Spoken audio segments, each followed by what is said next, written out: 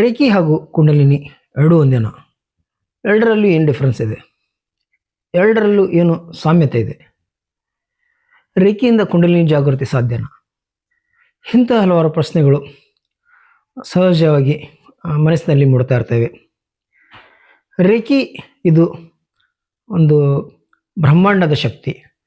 ಜಪಾನಿ ಭಾಷೆಯಲ್ಲಿ ರೇ ಅಂದರೆ ಬ್ರಹ್ಮಾಂಡ, ಕಿ ಅಂದರೆ ಶಕ್ತಿ, ಎನರ್ಜಿ.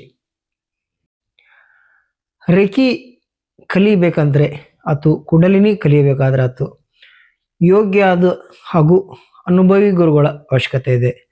ಎರಡನ್ನೂ ನಾವು ನಮ್ಮ ಸೆಲ್ಫ್ ಆಗಿ ಅಥವಾ ಯಾವುದಾದ್ರೂ ವಿಡಿಯೋವನ್ನು ನೋಡಿ ಕಲಿಯೋದು ಆಗೋದಿಲ್ಲ. ಕಲಿತರೂ ಅದು ವರ್ಕ್ ಆಗೋದಿಲ್ಲ, ಸರಿಯಲ್ಲ. ಕುಂಡಲಿನಿ ಶಕ್ತಿ ಮಾನವನ ಒಳಗೆ ಅಡಗಿರುವಂಥ ಒಂದು ಸುಪ್ತ ಶಕ್ತಿ, ನಮ್ಮ ದೇಹದಲ್ಲಿಯೇ ಇರುವಂಥ ಒಂದು ಸುಪ್ತ ಶಕ್ತಿ. ಆದರೆ ರೇಖಿ ಇದು ಭೂಮಂಡಲದ ಶಕ್ತಿ. ರೇಖಿಯನ್ನು ನಾವು ನಮ್ಮ ಮೂಲಕ ರೇಖಿ ಸಹಸ್ರಾರ ಚಕ್ರ ಮೂಲಕ ನಮ್ಮ ದೇಹದಲ್ಲಿ ಹರಿದು ಇನ್ನೊಬ್ಬರಿಗೆ ನಾವು ಹೀಲ್ ಮಾಡುವಾಗ ನಮ್ಮಿಂದ ಇನ್ನೊಬ್ಬರಿಗೆ ಹರಿತೈತಿ. ರೇಖಿ ಮತ್ತು ನಾವು ಯಾರಿಗೆ ಹೀಲ್ ಮಾಡ್ತೀವಿ ಅದಕ್ಕೆ ನಾವು ಮೀಡಿಯೇಟರ್. ನಾವು ಸೆಲ್ಫ್ ಹೀಲಿಂಗ್ ಮಾಡ್ಕೊಳ್ಳುವಾಗ ಅದು ನಮಗೆ ಹರಿತೈತಿ. ಆದರೆ ಕುಂಡಲಿನಿ ಶಕ್ತಿಯನ್ನು ನಾವು ಇನ್ನೊಬ್ಬರಿಗೆ ಧಾರೆ ಇರಲಿಕ್ಕೆ, ಇನ್ನೊಬ್ಬರಿಗೆ ಹರಿಸ್ಲಿಕ್ಕೆ ಬರೋದಿಲ್ಲ. ಕುಂಡಲಿನಿ ಅದು ನಮ್ಮ ವೈಯಕ್ತಿಕ ಜಾಗೃತಿಗಾಗಿ, ನಮ್ಮ ಆಧ್ಯಾತ್ಮಿಕ ಬೆಳವಣಿಗೆಗಾಗಿ ಯೂಸ್ ಆಗ್ತೈತಿ. ಕುಂಡಲಿನಿ ಇದು ನಮ್ಮ ಬೆನ್ನು ಮೂಳೆ ಕೆಳಗೆ ಇರುವಂಥ ಮೂಲಾಧಾರ ಚಕ್ರದಲ್ಲಿ ಇರ್ತೈತಿ ಅಂತ ಹೇಳ್ತಾರೆ. ರೇಖಿ ಶಕ್ತಿ ನಮ್ಮ ಈಗ ಹೇಳತ್ತೆ ಸಹಸ್ರಾರ ಚಕ್ರ, ಆಜ್ಞಾ ಚಕ್ರ, ವಿಶುದ್ಧ ಚಕ್ರ ಹಾಗೂ ಅನಾಹತ ಚಕ್ರದಿಂದ ಹರಿದು ನಂತರ ನಮ್ಮ ಕೈ ಮೂಲಕ ಇನ್ನೊಬ್ಬ ವ್ಯಕ್ತಿಗಳಿಗೆ ಹರಿತೈತಿ. ಇನ್ನೊಬ್ಬರಿಗೆ ಯಾವುದೋ ಆರೋಗ್ಯ ಸಮಸ್ಯೆಗಳಿದ್ದರೆ, ಬೇರೆ ಬೇರೆ ಸಮಸ್ಯೆಗಳಿದ್ದರೆ ನಾವು ಅವರಿಗೆ ಹೀಲ್ ಮಾಡ್ಬೋದು. ಆದರೆ ಕುಂಡಲಿನಿ ಶಕ್ತಿ ನಮ್ಮ ವೈಯಕ್ತಿಕ ಜಾಗೃತಿಗಾಗಿ, ನಮ್ಮ ಆಧ್ಯಾತ್ಮಿಕ ಬೆಳವಣಿಗೆಗಾಗಿ ಯೂಸ್ ಆಗ್ತೈತಿ. ಕುಂಡಲಿನಿಯನ್ನು ನಾವು ಹೇಗೆ ಜಾಗೃತಿ ಮಾಡ್ಕೋಬೇಕು ಅಂದರೆ ಧ್ಯಾನ, ಪ್ರಾಣಾಯಾಮ, ಯೋಗದ ಜೊತೆಗೆ ಸೂಕ್ತ ಗುರುಗಳ ಮಾರ್ಗದರ್ಶನದಲ್ಲಿ ಕುಂಡಲಿನಿ ಜಾಗೃತಿ ಮಾಡ್ಕೋಬೇಕು. ರೇಖಿ ಶಕ್ತಿಗೂ ರೇಖಿ ದೀಕ್ಷೆಗೂ ಸಹ ಸೂಕ್ತ ಗುರುಗಳ ಅವಶ್ಯಕತೆನೇ ಇದೆ. ಕುಂಡಲಿನಿ ಶಕ್ತಿಯನ್ನು ಒಂದೇ ದಿನದಲ್ಲಿ ಜಾಗೃತಿ ಮಾಡಲಿಕ್ಕೆ ಆಗೋದಿಲ್ಲ. ಸತತ ಪ್ರಯತ್ನ, ಸತತ ಯೋಗ, ಪ್ರಾಣಾಯಾಮ, ಸತತ ಗುರುಗಳ ಮಾರ್ಗದರ್ಶನದ ಅವಶ್ಯಕತೆ ಇದೆ. ಆದರೆ ರೇಖಿಯಲ್ಲಿ ನಾವು 1 ತಾಸಿನಲ್ಲಿ ನಾವು ರೇಖಿ ಕಲಿಯಬಹುದು. ಆ್ಯಕ್ಚುಲಿ ದೀಕ್ಷೆಗೆ 20-25 ನಿಮಿಷ ಬೇಕಾಗ್ತದೆ.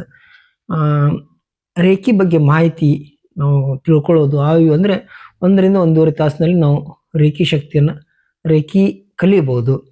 ಒಂದು ಸಲ ಕಲಿತು ಬಿಟ್ಟರೆ ಅಲ್ಲ, ರೇಖಿ ನಾವು ಸತತ ನಮ್ಮ ಜೀವನದಲ್ಲಿ ಅಳವಡಿಸ್ಕೋಬೇಕು, ನಿತ್ಯ ಅಭ್ಯಾಸ ಮಾಡಬೇಕು. ರೇಖಿ ಉದ್ದೇಶ ಮನಸ್ಸು ಶಾಂತ ಮಾಡೋದು, ಮನಸ್ಸನ್ನು ಜಾಗೃತಿ ಮಾಡೋದು, ಭಯ ಆತಂಕ ದೂರ ಮಾಡೋದು, ಹಲವಾರು ನೋವುಗಳನ್ನು ದೂರ ಮಾಡೋದು, ಆಧ್ಯಾತ್ಮಿಕ ಶಕ್ತಿಯನ್ನು ಜಾಗೃತಗೊಳಿಸೋದು, ನಮ್ಮಲ್ಲಿ ಪಾಸಿಟಿವ್ ವಿಚಾರವನ್ನು ಬೆಳೆಸೋದು ಆಗಿದೆ. ಕುಂಡಲಿನಿ ಉದ್ದೇಶವೂ ಸಹ ಇದೇ ಆಗಿದೆ. ಕುಂಡಲಿನಿ ಉದ್ದೇಶವೂ ಕುಂಡಲಿನಿ ಮಾಡುವುದರಿಂದನೂ ಮನಸ್ಸು ಶಾಂತ ಆಗ್ತತಿ, ಏಕಾಗ್ರತೆ ಬರ್ತೈತಿ. ಜೀವನದಲ್ಲಿ ಉನ್ನತ ಬೆಳವಣಿಗೆ ಸಾಧಿಸಲಿಕ್ಕೆ ಕುಂಡಲಿನಿ ಸಹ ಸಹಾಯ ಆಕೈತಿ. ಇನ್ನು ಈ ಅನುಭವಗಳ ಬಗ್ಗೆ ಹೇಳಬೇಕಂದ್ರೆ ರೇಖಿ ಹೀಲಿಂಗ್ ಮಾಡುವಾಗ ನಾವು ಅಥವಾ ದೀಕ್ಷೆ ತಗೊಳ್ಳುವಾಗ ನಮ್ಮ ಕೈಗಳು ಬಿಸಿ ಆಗ್ತಾವೆ, ಕೆಲವೊಬ್ಬರು ತಂಪಾಗ್ತೈತಿ, ಕೆಲವೊಬ್ಬರು ಜುಮ್ ಅಂತಾವು, ಕೆಲವೊಬ್ರಿಗೆ ಹೊಟ್ಟೆ ನೋವು ಬರ್ತೈತಿ. ಇದೇ ರೀತಿ ಕುಂಡಲಿನಿ ಜಾಗೃತಿ ಮಾಡಿಕೊಳ್ಳುವಾಗೂ ಹಲವಾರು ಅನುಭವಗಳು ನಮ್ಮಲ್ಲಿ ಆಗ್ತವೆ. ಆದರೆ ಕುಂಡಲಿನಿ ಸೂಕ್ತ ಗುರುಗಳ ಮಾರ್ಗದರ್ಶನದಲ್ಲಿ ಮಾಡಿಕೊಳ್ಳಿಲ್ಲ ಅಂದರೆ ನಮ್ಮಲ್ಲಿ ಭಾವನಾತ್ಮಕ ಏರುಪೇರುಗಳು ಆಗುವ ಸಾಧ್ಯತೆ ಇರ್ತೈತಿ.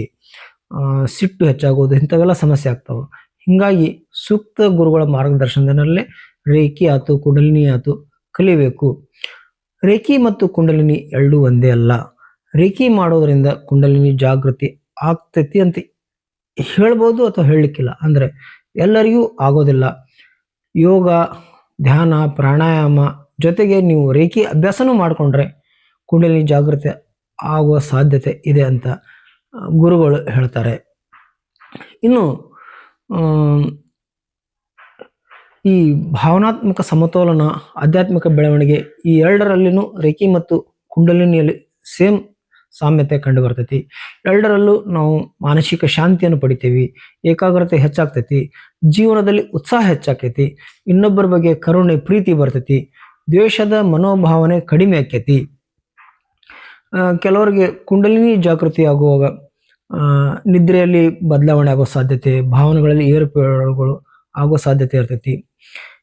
ಕುಂಡಲಿನಿ ಮತ್ತು ರೇಖಿ ಎರಡು ಶಕ್ತಿಯನ್ನು ಜಾಗೃತಿ ಮಾಡುವಂಥ, ನಮ್ಮ ಒಳಗಿನ ಶಕ್ತಿಯನ್ನು ಜಾಗೃತಿ ಮಾಡುವಂಥ ವಿದ್ಯೆಗಳು. ಎರಡರಲ್ಲೂ ನಾವು ನಮ್ಮಲ್ಲಿರುವ ಚಕ್ರಗಳ ಬಗ್ಗೆ ನಾವು ಗಮನ ಹರಿಸ್ತೀವಿ. ನಾವು ರೇಖಿ ಹೀಲಿಂಗ್ ಮಾಡಿಕೊಳ್ಳುವಾಗೂ ಸಹ, ಸೆಲ್ಫ್ ಹೀಲಿಂಗ್ ಮಾಡಿಕೊಳ್ಳುವಾಗೂ ಸಹ ದೇಹದ 26 ಪಾಯಿಂಟ್ಗಳಿಗೆ ಹೀಲ್ ಮಾಡ್ತೀವಿ. ಅದರಲ್ಲಿ 7 ಚಕ್ರಗಳನ್ನು ಸಹ ಇದ್ದಾವೆ. ಆ 7 ಚಕ್ರಗಳನ್ನು ನಾವು ಹೀಲ್ ಮಾಡ್ಕೊತೀವಿ. ಅದೇ ರೀತಿ ಕುಂಡಲಿನಿ ಜಾಗೃತಿ ಮಾಡಿಕೊಳ್ಳುವಾಗೂ ನಮ್ಮ ಮೂಲಾಧಾರ ಚಕ್ರ ಅಥವಾ ಎಲ್ಲ ಚಕ್ರಗಳಿಗೂ ನಾವು ಗಮನ ಹರಿಸ್ಕೊಳ್ತಾನೆ ಬರ್ತೀವಿ.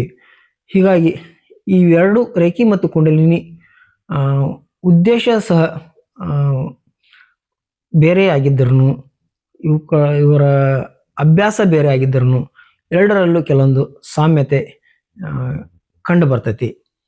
ಇನ್ನು ಮುಂದಿನ ವಿಡಿಯೋದಲ್ಲಿ ರೇಖಿಯ ಬಗ್ಗೆ ಇನ್ನಷ್ಟು ಮಾಹಿತಿಗಳನ್ನು ನಾನು ಹೇಳ್ತೀನಿ.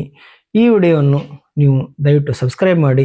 ನೀವು ಸಬ್ಸ್ಕ್ರೈಬ್ ಮಾಡುವುದರಿಂದ ಇನ್ನೂ ಹೆಚ್ಚು ಮಾಹಿತಿಗಳನ್ನು ನಮ್ಮ ಈ ರೇಖಿ ಮಾಸ್ಟರ್ ಆನಂದ್ ಅಂಗಡಿ ಯೂಟ್ಯೂಬ್ ಚಾನಲ್ ಮೂಲಕ ನಿಮಗೆ ತಿಳಿಸಲು, ನಿಮ್ಮ ಕಡೆ ತೆಗೆದುಕೊಂಡು ಬರಲಿಕ್ಕೆ ಇನ್ನಷ್ಟು ಪ್ರೋತ್ಸಾಹ ಸಿಕ್ಕಂಗಾಗ್ತೈತಿ.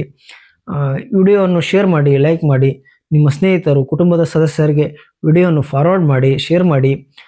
ಏನಾದರೂ ನಿಮಗೆ ಸಲಹೆಗಳಿದ್ದರೆ ಅಥವಾ ಸಂಶಯಗಳಿದ್ದರೆ ಕಾಮೆಂಟ್ ಬಾಕ್ಸ್ನಲ್ಲಿ ತಿಳಿಸಿ, ಅಥವಾ ನನ್ನ ಮೊಬೈಲ್ ಹಾಗೂ ವಾಟ್ಸಪ್ ನಂಬರ್ 8904131324ಗೆ ಕಾಮೆಂಟ್ ಮಾಡಿ. ನೀವು ಸಹ ರೇಖಿ ದೀಕ್ಷೆ ಪಡೆದುಕೊಳ್ಳಿ. ಆ ಮೂಲಕ ನೀವು ಸಹ ನಿಮ್ಮ ಮನಸ್ಸನ್ನು ಶಾಂತವಾಗಿ ಇಟ್ಕೊಳ್ಳಿ, ಆರೋಗ್ಯವನ್ನು ಕಾಪಾಡಿಕೊಳ್ಳಿ. ಇನ್ನೊಂದು ವಿಷಯ ಹೇಳಬೇಕಂದ್ರೆ, ನೀವು ನಿಮ್ಮ ಸಂಘ ಸಂಸ್ಥೆಗಳು, ಮಹಿಳಾ ಮಂಡಳ ಅಥವಾ ಯುವಕ ಮಂಡಳಗಳು ಎಲ್ಲರೂ ಸೇರಿ ನೀವು ನಿರ್ಧಾರ ಮಾಡಿದರೆ, ಒಂದು 8-10 ಜನನಾದರೂ ಕನಿಷ್ಠ ಇದ್ದರೆ, ನೀವು ಇರುವ ಸ್ಥಳಕ್ಕೆ ಬಂದು ರೇಖಿ ಬಗ್ಗೆ ಮಾಹಿತಿ ಹಾಗೂ ದೀಕ್ಷೆ ಕೊಡ್ತೀನಿ. ನೀವು ಸಹ ರೇಖಿ ಕಲಿಯಿರಿ.